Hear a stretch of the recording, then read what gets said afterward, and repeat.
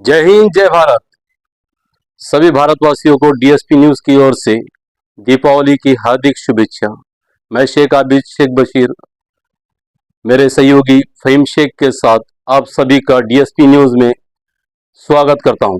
दीपावली की आतिशबाजियों में आगामी होने वाले नगर परिषद, महानगर पालिका, जिला परिषद और पंचायत समिति के चुनाव की सरगर्मियां भी बढ़ती नजर आ रही हैं। इसी संबंधित आज मलकापुर में नगर परिषद के चुनाव की सरगर्मियां कुछ ज़्यादा ही जोर से भड़कती हुई दिखाई दी।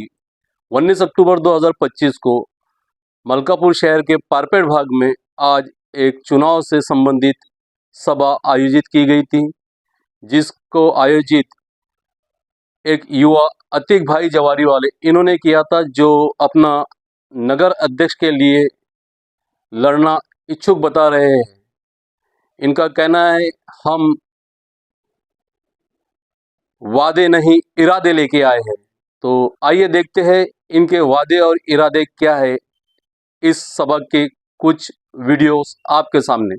आपने मेरे लिए ये बात उनसे कीजिए, आपके भाई को आप अच्छे से पहचानते हैं। मैं यहाँ पर नगर अध्यक्ष लड़ने की जो बात कर रहा हूँ, वो उसके लिए मैं आपको यहाँ गवाह रखना चाहता था, इसीलिए मैंने आपको बुलाया था।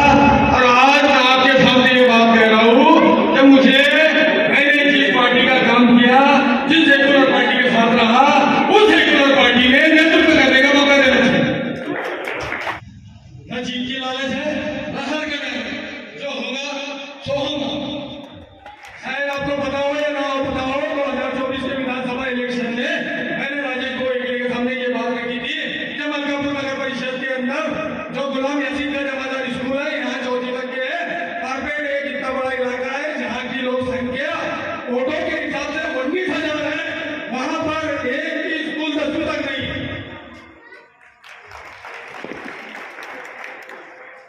यहाँ ये जो स्कूल 10वीं तक मैं करने की बात कर रहा हूँ, कोई दुबई या अमेरिका से उसकी परमिशन लगानी पड़ती, नगर परिषद को उसका ठहराव लेकर मंत्रिमंडल में कुछ बात करके 10वीं तक की जाती है।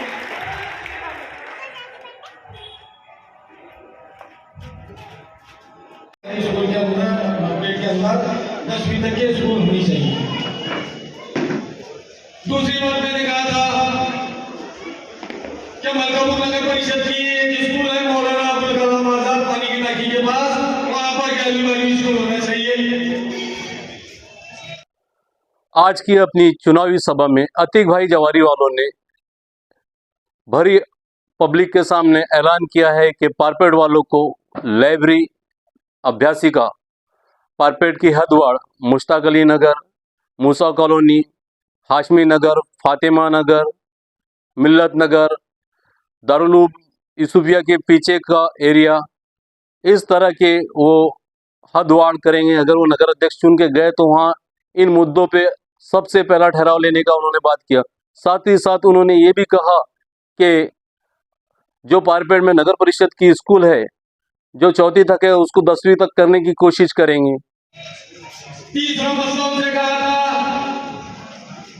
कि हमारे पारपेट में हमारी बहनें, हमारी बच्चियां, हमारे भाई जो इल्म हासिल कर रहे हैं, उन्हें आगे की तैयारी करने के लिए पारपेट के अंदर एक अभ्यासिका यानी कि एक लाइब्रेरी चाहिए।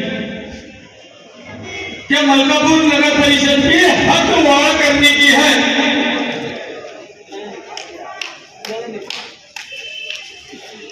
हदवाड़ मतलब जो एरिया नगर परिषद में नहीं आते हैं, जहां हम लोग रहते हैं, हमें वहां मूलभूत सुविधाएं नहीं मिलती है, नल, नाली, रोड, स्ट्रीट लाइट, तो उसके लिए वो एरिया नगर पालिका में आना जरूरी है, जो कि वो नहीं है। उस इलाकों के नाम मैंने उस वक्त भी कहा था और आज भी कह रहा हूँ, मुश्ताक अली नगर, जहां पर आज भी वही परेशानी है। उस वक्त में कुछ वक्त पहले बहुत सारे लीडरों ने ये कहा था कि हम उस तरीके बाकी उन्होंने कर नहीं पाए, क्योंकि उन्हें उनके मुश्किलों, हालात और जो उनकी परेशानी है वो मालूम नहीं है, क्योंकि 5 साल में एक बार आने वाले लोग हैं। आपका भाई तो रोज वहां पर ही जाता है, रोज वही रहता है, उसको मालूम है क्या हालात है, क्या नगर परिषद में हरिद्वार के लिए कौन कौन से एरिया लेना है मैं बताता हूँ आपको। ये शायद वो नहीं बताएंगे क्योंकि उन्हें पता ही नहीं है तुम्हारी तकलीफें कहाँ है। ये तकलीफें तुम्हारे अपने को पता है।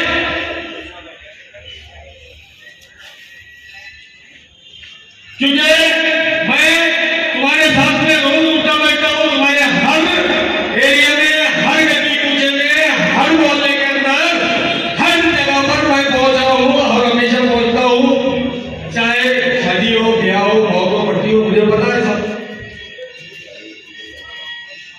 तो दारू के पीछे का जो एरिया है, उस्तादली नगर का जो पूरा एरिया है, हाशमी नगर का जो पूरा एरिया है, मिल्लत नगर का जो पूरा एरिया है, मूसा कॉलोनी के पीछे का जो एरिया है, हजरत नगर का जो पूरा एरिया है, इन सबको नगर परिषद की हजरत नगर का काम तुम्हारा भाई करेगा। कहां पर वो हरिद्वार के लिए कोई अमेरिका जाना पड़ेगा? वो तो यही काउंसिल के अंदर मसला हल होगा।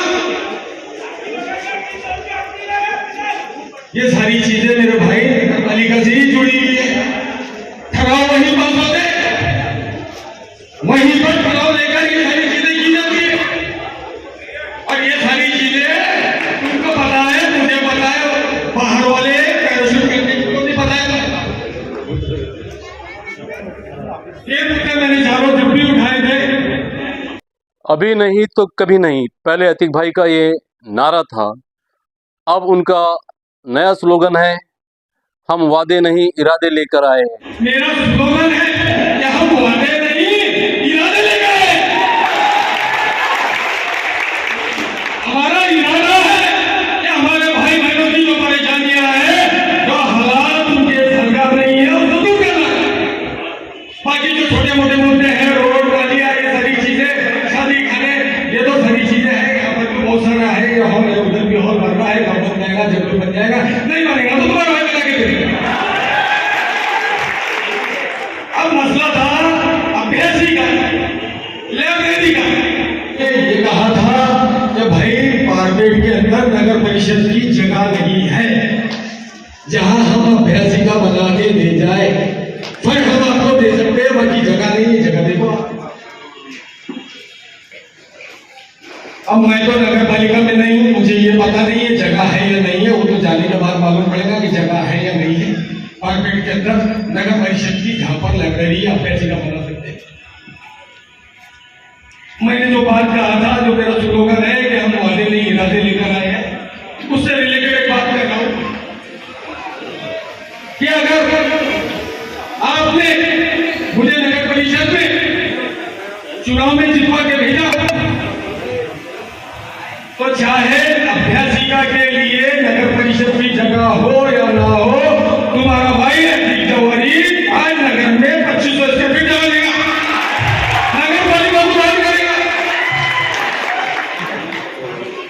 कोई बड़ी बात नहीं है। मेरी बहनों, बेटियों, बच्चों, भाइयों के लिए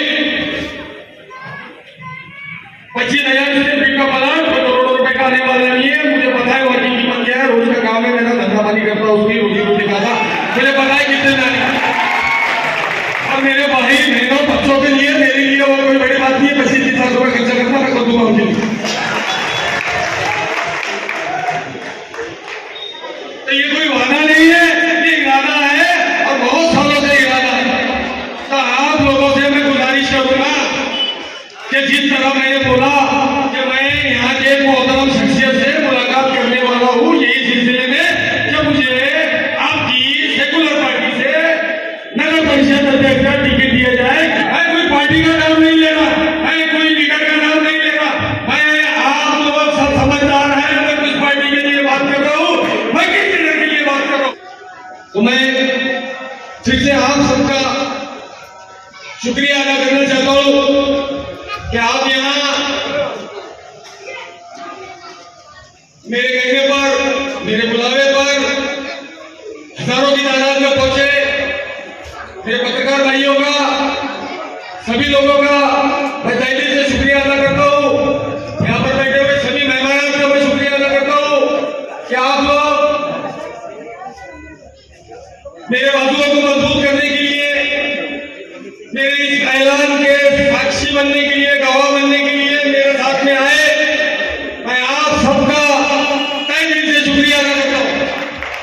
आपको भी मुबारकबाद देता हूँ कि आपके अंदर वो जज्बा है कि एक अपने भाई के लिए आप एक छोटी सी नोटिस पर शॉर्ट पीरियड के नोटिस पर यहाँ पर हजारों की तादाद में जमा हो। मैं फिर से आप सबका शुक्रिया अदा करता हूँ और आपको बहुत बहुत मुबारकबाद देता हूँ। अस्सलाम वालेकुम रहमतुल्लाहि व बरकातहू। तो ये ख्यालात थे अतीक भाई जवारी वालों के, जिन्होंने अपने ख्यालात आवाम के सामने रखे। इसी तरह की न्यूज़ देखने के लिए हमारे DSP न्यूज़ चैनल को लाइक करें, सब्सक्राइब करें और हो सके तो अपने दोस्तों में शेयर करें। जय हिंद, जय भारत।